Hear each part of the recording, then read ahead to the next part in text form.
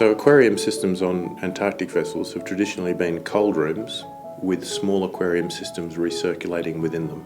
And when you get back to your home port, typically the animals are taken off in nets into buckets of cold water packed in ice and trucked to their new home aquarium on land.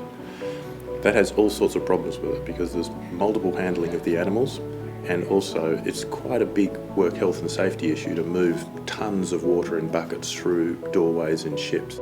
What we did was we turned that concept around and went to a much more logistically streamlined system where we built the aquariums for Nuyina in containerised laboratory.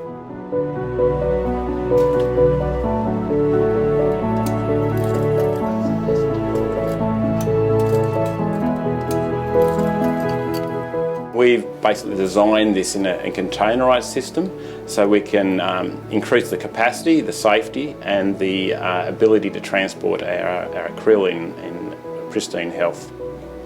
It allows us to safely remove the aquarium container from the ship, crane it directly onto a truck and then bring it to our Kingston aquarium where we can safely and efficiently unload the krill. So this removes all of the manual handling for humans. It removes the double handling for specimens and provides much more continuity in the water chemistry control, oxygen control and so forth for the specimens in the tanks as well.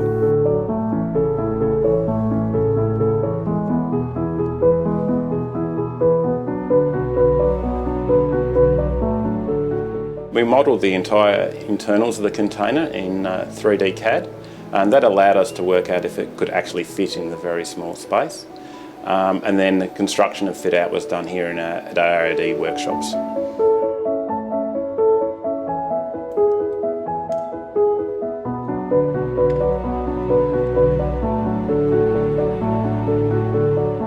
We have 2 lab containers that are configurable at different temperatures, and one container is for returning our specimens back to our research facility here in Hobart, and the other is for conducting experiments on the ship.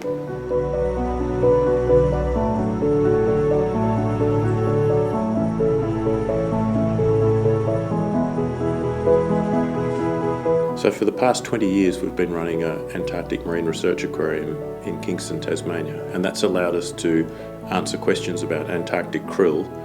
At very short notice we've been able to do research on them because we have a captive population that represents wild krill. So putting an aquarium on board the Nuyina that is much more efficient and much more easy to operate with a small number of people and much more easy to bring the samples back to shore is going to increase our capability to run that sort of research on krill.